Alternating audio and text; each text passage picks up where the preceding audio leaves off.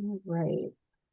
And welcome to our presentation on Puberty 101. I'm Jenny Paxson. I am the Reader's Discovery Librarian here at the Webster Public Library, but I also do all of our disability programming. We have two fairs that we do every year. One is for just a general, our Diverse Abilities Resource Fair, and then we also have coming up our first ever College and Transition Fair this August 8th. So if you know of anybody who's transitioning age from like 14 on, kind of going into that, what am I going to do when I become an adult? This is kind of the program for them. There will be about 30 organizations here from 10 to noon on August 8th, Saturday, August 8th. And there'll be ranges from colleges and workforce development and housing, different options. So it's going to be our kind of our first foray into that. Very exciting about that.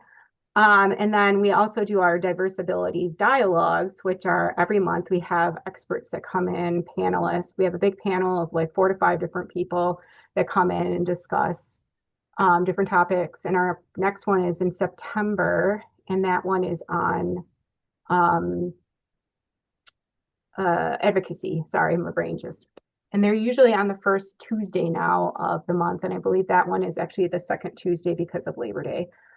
So if you're interested in any of those, I do record those. And so they are on our YouTube channel. This will be recorded. So if you want to take a look at it after the fact, you can pop on YouTube probably tomorrow. We'll have the recording up there. So I'm going to introduce Jennalyn Suda. She's the founder of LongtoLearn, which was founded in 2025. Jennalyn has her Master's of Social Work.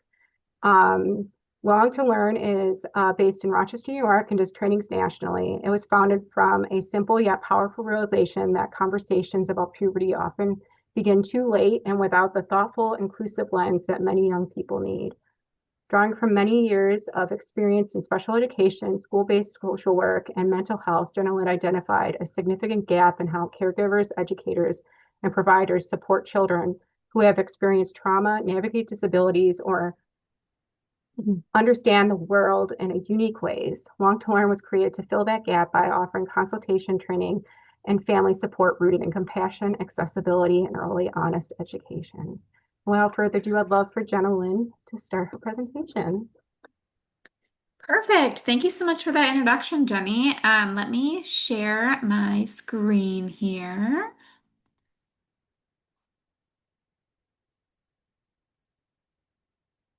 All right. So I want to thank everyone for being here, and I want to start by really acknowledging that this topic can definitely feel uncomfortable, overwhelming, or even a little awkward to talk about, which is 100% completely normal.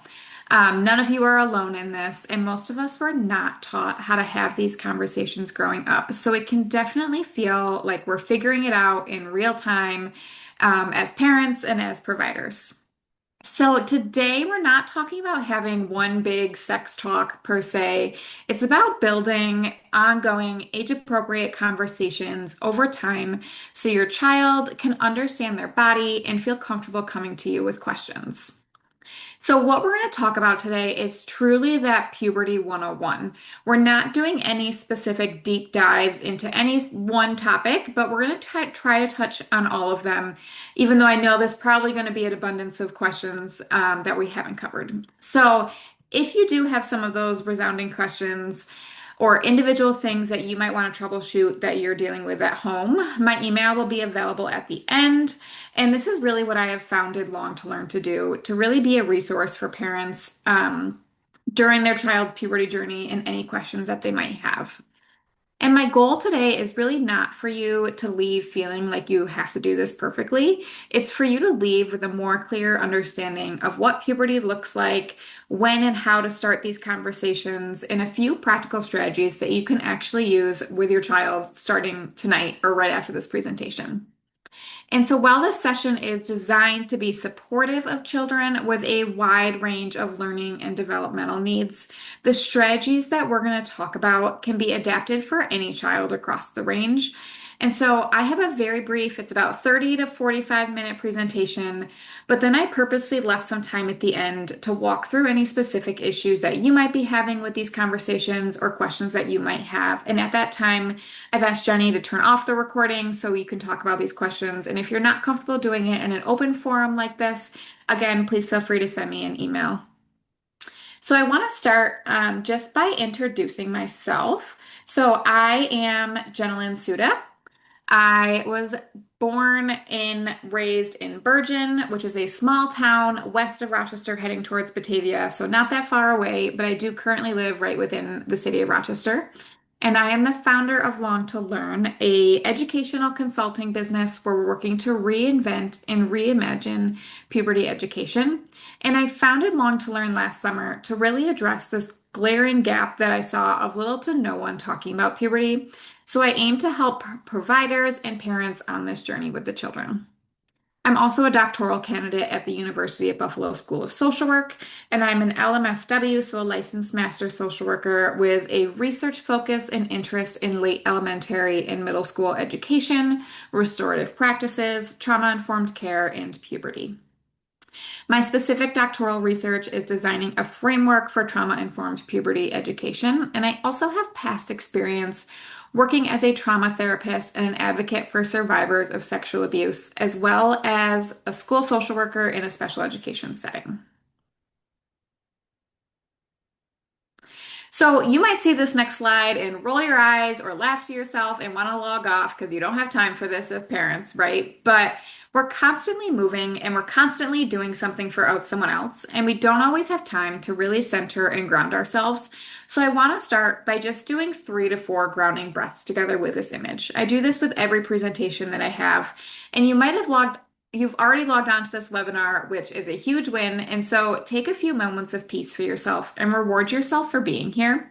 And while you're here, think of one intention that you can set for yourself with this learning together over our next 30 to 45 minutes together. So breathing in as it gets bigger and out as it gets smaller, and I'll pause for about 3 to 4 breaths.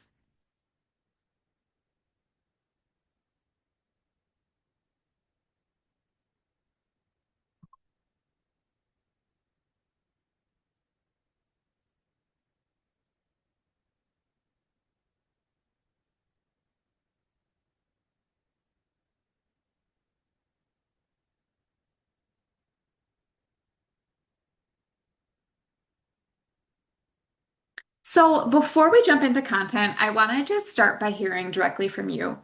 If you could tell me what brought you to this session today, and when you think about puberty, what comes to mind?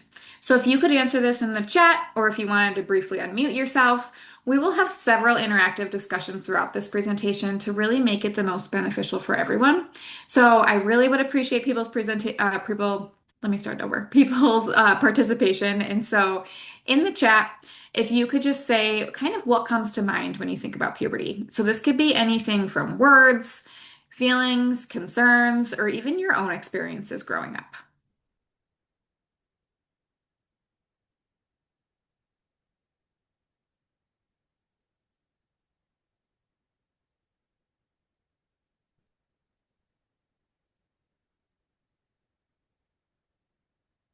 Maybe it's like menstruation, maybe it's and all kinds of wonderful things that happen during puberty.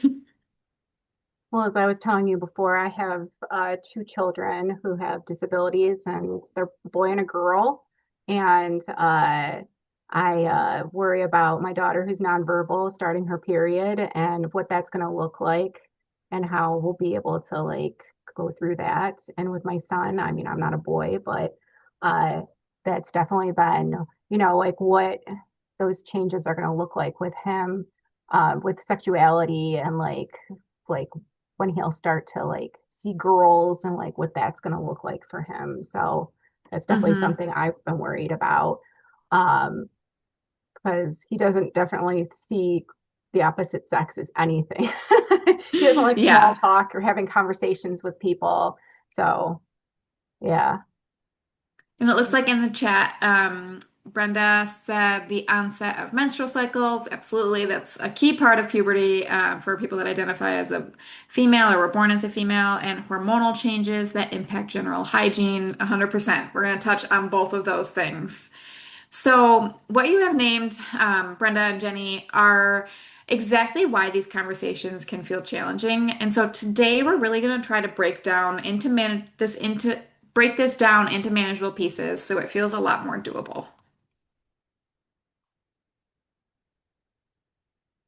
So, puberty is often thought of as just physical changes, but it's more than that. It's a period where your child's body, brain, and emotions are all developing at the same time, and most parents are prepared for those physical changes that might show up, but often what catches a lot of people off guard are those emotional or behavioral ones.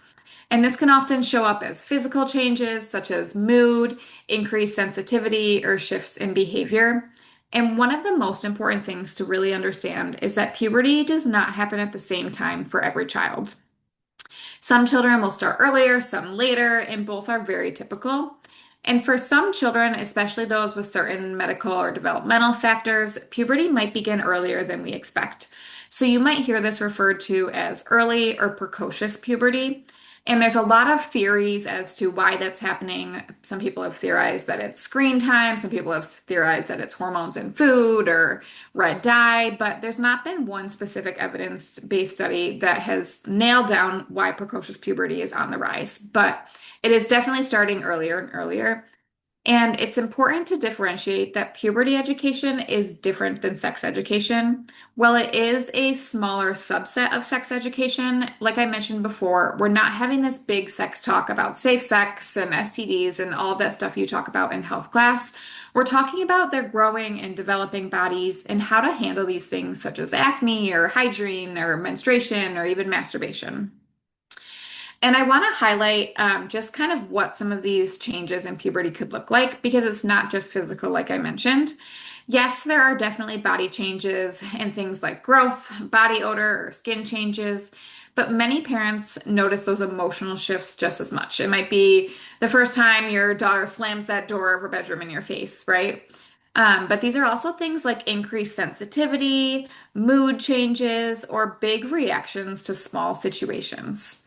And you may see social or behavioral changes like wanting more privacy or becoming more aware of their body or asking new kinds of questions that maybe you weren't expecting or maybe you weren't prepared for. And for some children, these changes might show up differently, and you might see them expressed through their behavior, through any kind of communication changes, or increased need for support. And there's a wide range of what this can look like, and why there's not one right or one correct timeline or response, but really a spectrum of when and what we can say. And so once we start seeing these changes, the next question really becomes when and how do I start talking about this with my child? So this is a question that I get all of the time is when is the right time to start talking about puberty with your child? I recently in the spring did a tabling event for my business and this was the most common question that I got. And it was everything from parents that say my child's 5 years old, when should I start? To my child is 13, when should I start? Right? And oftentimes you might not notice it, but your child's really opening the door for you to have this conversation with you. And a lot of parents were taught to wait or to have just like one big sit down talk. But what we now know from research is that earlier, smaller conversations are much more effective. So if your child is already noticing changes or is asking questions, that is your opening. You are not too early. You are actually right on time. And what I will tell you is that schools wait far too long to talk about this. So, schools should not be beginning this conversation in your seventh grade health class. This should really be embedded in conversations within second, third, or fourth grade. So, if your school is not having conversations at that time, I am working on connecting with schools to advocate to start these conversations and equipping educators with the skills to have these conversations. So, feel free to let me know and connect me with your school. I would be happy to help have those conversations. But really, starting them earlier and equipping the youth with these skills earlier is really what's helping them to advance successfully throughout their puberty journey. So, another question in the chat for anyone that feels comfortable to participate is what makes these conversations hard to start? So, what is the hardest part to start these conversations, if anyone feels comfortable answering that?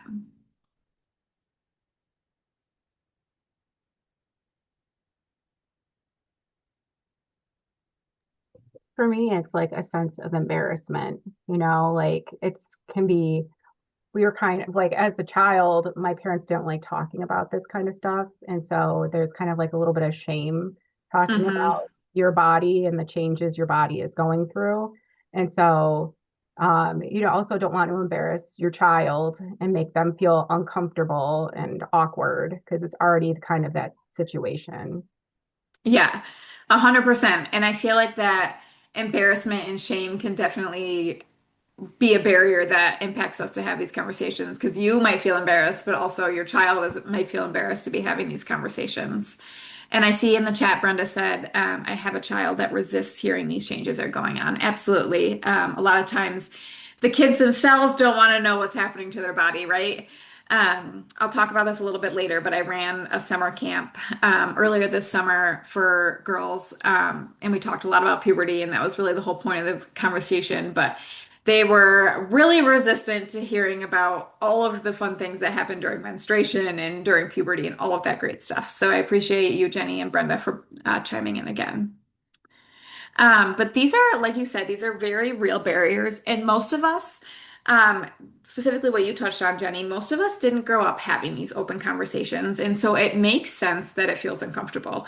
And the goal is not one perfect conversation, it's many small, manageable ones over a period of time. So this could look like even commenting on a commercial or answering a quick question or naming something that maybe your child and you are already noticing. So maybe you're all running around outside together, you're playing in the backyard, and you notice your child starting to have some body odor that might be a little different than usual. You can just gently ask off to the side or even like, "Hey, do you want me to stock some deodorant for you?" Or let's shop together for some deodorant. And so really taking advantage of those conversation openers when they are happening to start and give a kickstart to those conversations. And one quick but important tip is using accurate language when talking about the body. So, using correct names for body parts helps to reduce confusion and build understanding over time. And it also supports safety because children are then better able to communicate clearly if something is wrong or something is uncomfortable. And it's okay if it feels uncomfortable or if it feels unfamiliar at first. What matters most, and you're going to hear me say this over and over again, is consistency and clarity. The more that you use the language, the more comfortable it becomes for both you and your child. So I mentioned the summer camp I ran earlier this summer. And so we talked about puberty and we talked about building confidence during your puberty journey. And the first lesson that we did was on your anatomy and learning about your anatomy. And we reviewed at the end of the week, like what stuck with you most from any of our lessons, right? And multiple girls said that what stuck to them most was that they learned that their vagina is on the inside of their body and not on the outside. And so, having these simple conversations to teach your child the correct words and the correct locations of their anatomy is crucial to their development. And giving them the correct vocabulary is actually empowering and building their confidence over time. So, this goes beyond just saying the words private parts, right? We should be teaching them the words penis. We should be teaching them the words vagina so that they know the words and the correct time to use them. And I also guarantee that they do know these words already. They have heard these words, but by you saying them, it's giving them the correct usage of them and where they are located on the body and when they should be talked about. I have a friend, you'll hear me a lot just say personal stories about this. So I have a friend, her daughter is very young. She's about 5 years old, and she was teaching her the correct anatomy. And I went to visit her recently, and her daughter just kept saying all these words to me. And my friend was like, I tried to teach her the words. And I was like, it goes beyond that. So we'll teach the words, but then we'll teach about the correct places to say these words and the correct time to use these words. And so it's really equipping them with those skills of not just the words, but these can be talked about at this point and this point, and being specific and clear on that. So every child processes information differently and also communicates differently. So how we talk about puberty may need to be adjusted to fit your child's needs. And it's hard to really give specifics in this presentation because every parent on here or listening has a child with different unique needs. But as I mentioned earlier, if you want to talk specifics, please do not hesitate to send me an email. But using clear, accurate language is very important. And even if it feels, like I said, even if it feels uncomfortable at first, it helps to reduce confusion and builds understanding over time. So, keeping explanations short can make a very big difference. You do not need to explain everything at once. A few simple, clear sentences are often more effective than a long explanation. So maybe having these and just putting in quick spurts of conversation here and there versus sitting down and having a clear conversation about it might to help with just repetition, and repetition is really key, and these conversations will happen over time. Like I said, it's not happening all at once, and revisiting these same ideas helps your child to become more familiar and comfortable with these topics. So research has shown if we're talking about this in schools and if schools are doing this, it should not be just a one unit. It should be something that's interspersed throughout curriculum throughout the year, and that should be the same as how we're approaching this conversation with our children. So visual supports can also be extremely helpful, especially when we're teaching routines like hygiene or expectations around privacy, which we will get to both of those specifically. But social stories are especially helpful for walking a child through a specific situation or expectation step by step. So, for example, you might use a social story to explain what to do during menstruation, how to take care of your body, or what it means for something to be private or a private part. And so these tools can make for abstract concepts much more concrete and predictable. So a social story for this might say something like, when I am in the bathroom, I take care of my body. The bathroom is a private place. I close the door to take care of my body. I close the door to keep my body private. And since these are often sensitive and awkward or uncomfortable topics for some, I can also help you develop social stories for families with specific situations. And I know you are probably all very familiar with social stories, but I just wanted to briefly touch on that's something that I'm able to help and how helpful they are when talking about puberty. And one other thing I want to emphasize is that you don't need to have all of the answers. You just need to be open. You need to be a safe, approachable person for your child. It matters more than saying everything perfectly or feeling embarrassed about it. Just having these conversations and saying, hey, these things are going to happen to your body. We can talk about it.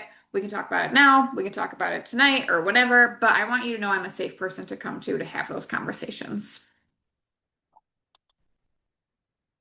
So, one of the most common things I hear from parents is that I don't know what to say, or I'm worried I'm going to say the wrong thing. And so, I want to make this really practical that you do not need to have a perfect script. You just need to have a few simple ways to respond that help to keep that conversation open. And your child probably won't respond well to you saying, let's sit down and talk about your body, right? No one really wants to do that. So, you can find some practical conversation openers that feel natural. So, for example, starting with something like, that's a great question, helps your child feel comfortable coming to you if they are asking you questions. And you can normalize what is happening by saying, your body is starting to change as you grow, or this is something that all bodies go through. And it lets your child ask something if your child asks something that you're not sure how to answer, it's okay to say, let's figure that out together. And it shows them that it's okay to be curious and that you are someone that they can come to. And the goal is not to have, like I said, one perfect conversation. It's to create an environment where these topics can come up again and again over time. And just like I said, that repetition is important and is helpful to your success. And so I want to just ask another question in the chat. If your child asked you a question about their body tomorrow, what might feel the hardest to respond to or the hardest about this?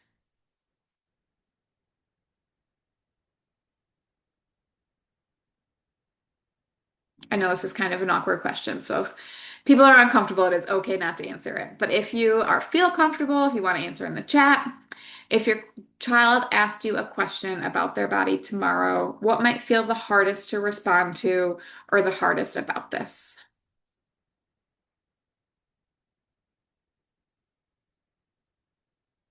In the chat, Brenda said, I think it might be that they're having a hard time accepting that they're transitioning into adulthood.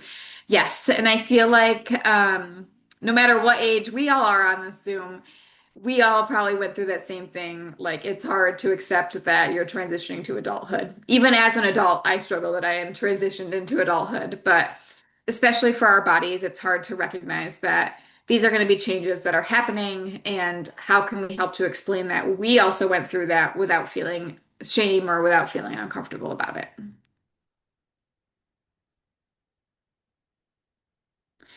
So, I'm going to jump into some specific hot topic areas that come up around puberty. So, as your children enter puberty, their hygiene needs often change, as I'm sure you have all started to notice, or if you walk into a fifth grade classroom, you will definitely notice it. And this is probably one of the biggest indicators for parents that their child is entering puberty, and often where a lot of conversations and questions start and happen. So you might notice things like stronger body odor, changes in skin, or a need to shower more regularly. And for some children, this might also include learning how to manage menstruation, which we will touch on in a couple of slides. So these changes are a normal part of development, but they can feel new or confusing for children, especially if they are not expecting them.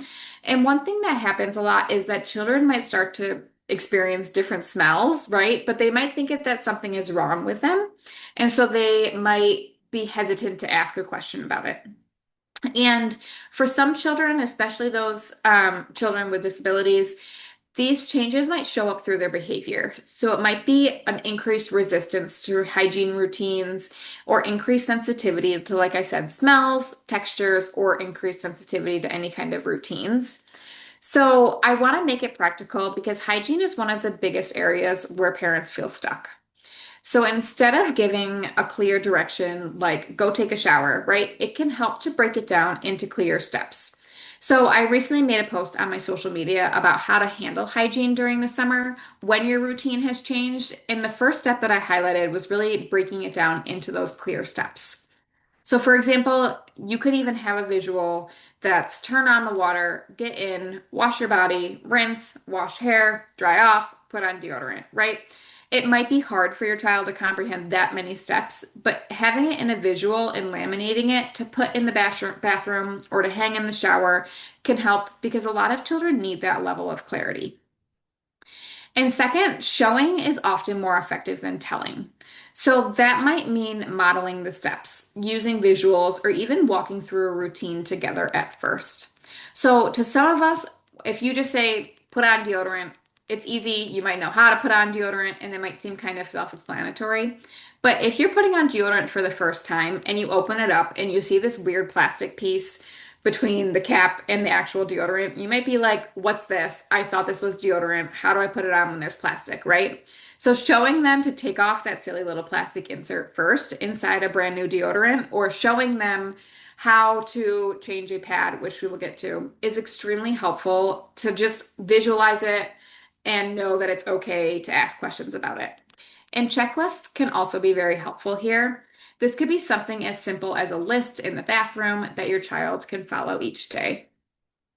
And also, practicing the routine at a calm time is important. So, oftentimes, the mornings are very rushed. And so, teaching it in the moment when everyone is rushed or frustrated doesn't usually stick. And so, having it, practicing it at a time maybe in the evening or practicing it on a Saturday when it might not be as rushed is helpful to have this be a really big reinforcer.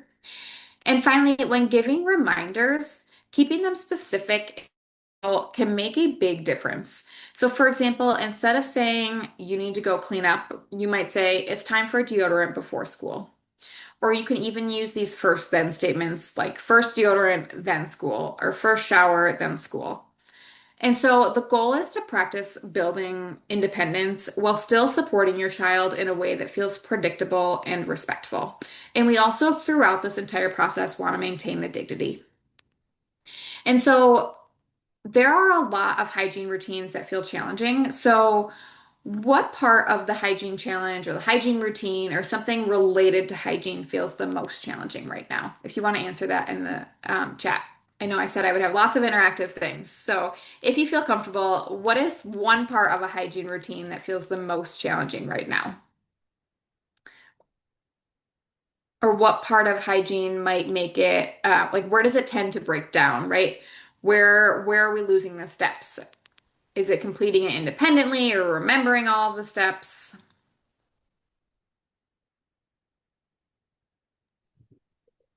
My son doesn't like things that are out of routine. So if it's something new, like he just recently got his very first pimple, and we had to use, I was showing him how to use some witch hazel to clean his face, and then I showed him how to use the zit cream. But he was just like, this is so hard because it's something that I have to do that's different than I'm already doing in my regular routine and my regular schedule.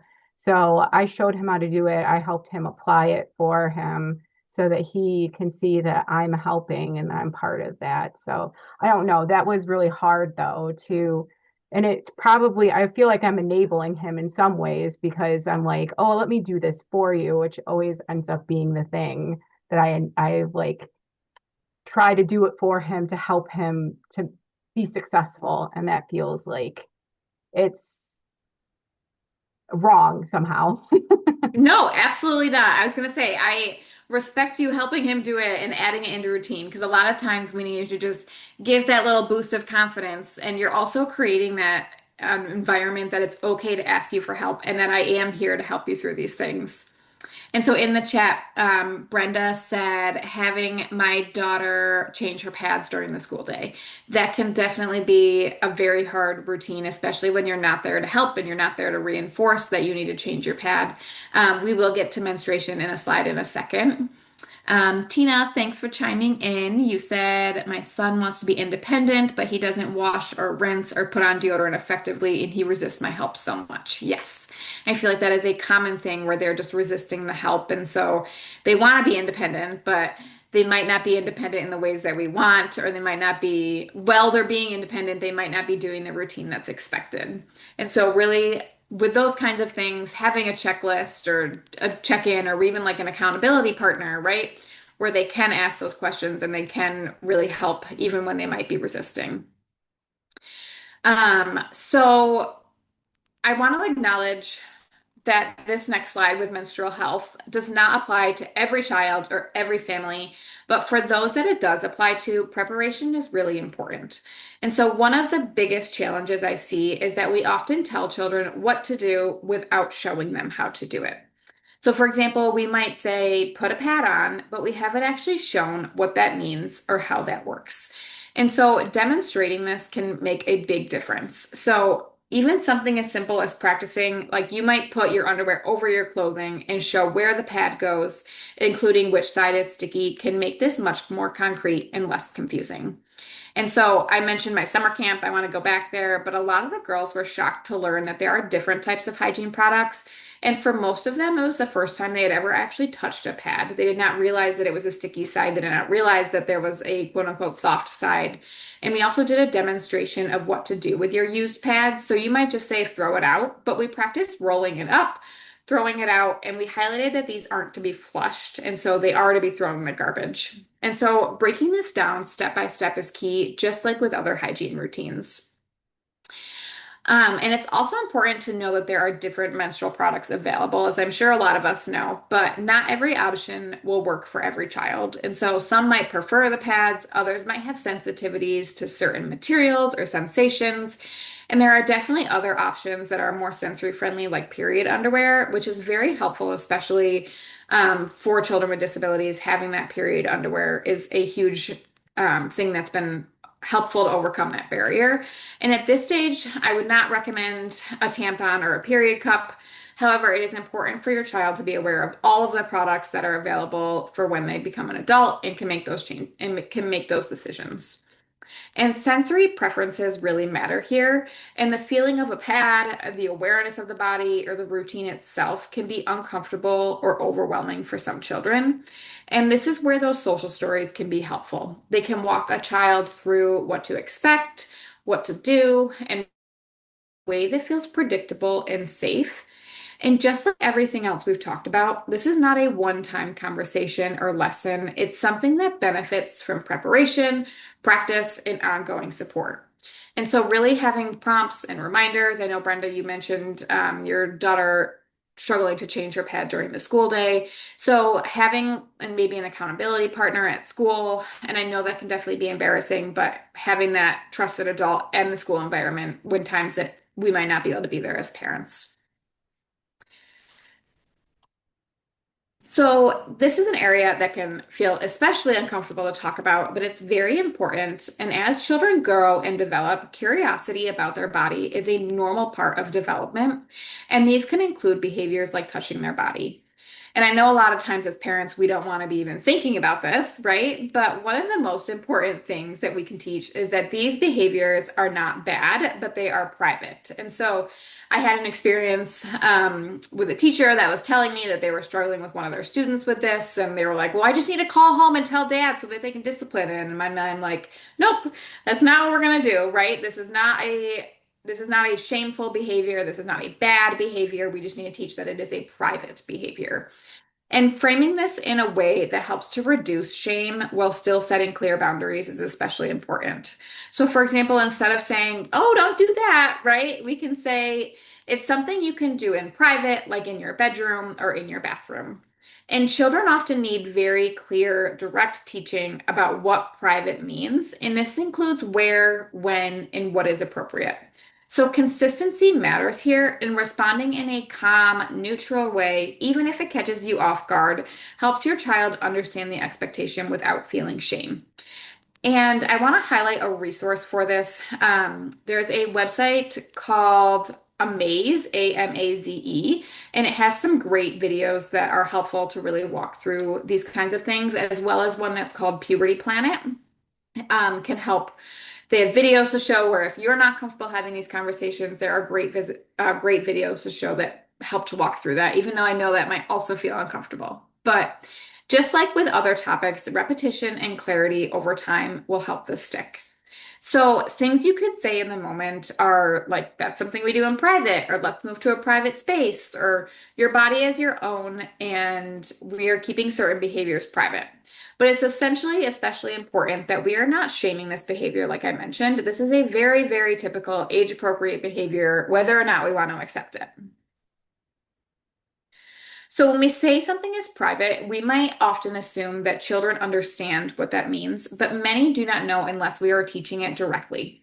And it can help to break it down into two parts: private places versus public places, or private behaviors versus public behaviors. And private places are spaces like the bedroom or the bathroom, typically with the door closed, is how I like to explain it. And public places are spaces like the classroom, maybe your living room, or a community setting where other people are present. And then we connect that directly to behavior. So some behaviors like changing clothes or touching certain parts of the body are private and belong in private spaces. And using clear, specific examples helps to make this more concrete. So, for example, like I said, you might say the bathroom is a private place, the classroom is a public place. And you could also practice this by asking specific questions like, is the kitchen a private or a public place? Or where do we change our clothes? Or even maybe when you're out and about at the grocery store, you can ask, are we in a public or a private place right now? To help really reinforce this for areas that are outside of their comfort zone. And if they're engaging in a behavior that might be private, you can direct them to a private place and ask if the behavior that they're doing is meant for a private or a public space. And again, repetition and consistency are really important here. And the more your child hears and practices this, the more that it will become predictable and understood. And so, as we talk about puberty and as we talk about body changes, safety and boundaries are a very important part of this conversation. So, this includes teaching that they have a right to say no to touch that makes them feel uncomfortable, even with familiar people, while also helping them understand situations where touch might be necessary, like medical care or hygiene support from a parent or guardian, but they still deserve to be asked about this and asked if it's okay and asked for consent. And so we often say that these touches are uncomfortable, and that's how we usually identify them. But they're going to a life stage where some of these touches might not specifically feel uncomfortable, but they might feel good or intriguing. And so it's important to specify where they should and should not be touched and by whom. And so we don't want to specifically say an uncomfortable touch when it might not be uncomfortable to the person that's experiencing it, but knowing the difference between when it should and should not be happen and by who.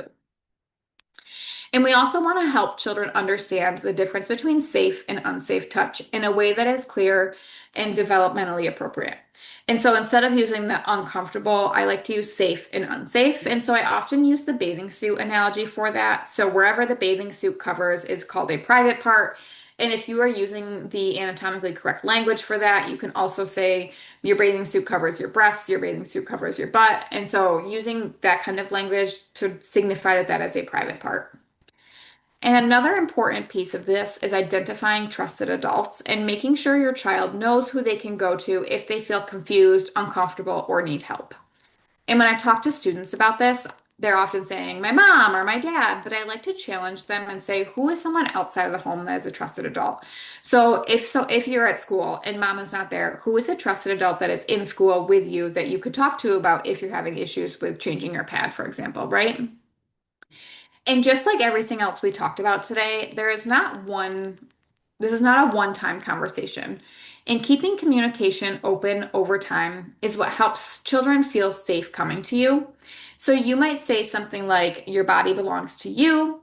If something doesn't feel right, you can tell me or a trusted adult. And they also like to tie it back to how they're feeling. So I like to say, like, if you get that icky, uncomfortable feeling in your belly, right? Something might not be right, and that they can verbalize to a safe adult because they're the expert of their own body. Another example I like to give is a feeling in their body is that tightness in their chest, like it's hard to breathe, or like there's a weight on their chest, signaling that they might be scared and maybe need to find a safe adult. So I know that we've touched on a lot, and like I said, this is really just a puberty 101. So this is very surface level. We did not do any specific deep dives, but this is really just starting the conversation and an opener to this conversation, and keeping it simple and coming back to it over time is what makes the biggest difference. So, if the fact that you're here learning, you're here thinking about how to support your child already matters. And like I said, we're just here at the beginning. This is the beginning of those conversations. And you're probably left with some questions, and that's okay. And that's really the intention. It's intended to get you to start thinking about this, to think about how you might troubleshoot these with your own child, and how you can have this conversation with your child if you haven't already. And even if one of you has a child, I'm sorry, every one of you has a child that is unique in their own way and has their own needs. And so it's hard to touch on every single thing that might come up, which is why I intentionally left some time at the end to really troubleshoot some questions and talk through these things. And so before we do that, I do just want to share this slide that has my email address, it has my website, and if you scan that QR code, it will take you to my social media pages, and I'm more than happy to answer any messages or things that might come through. So I will leave it on this slide for a minute, and I will have Jenny just stop the recording so we can maybe talk through some questions. And if no one has any questions, you all get the gift of time back today.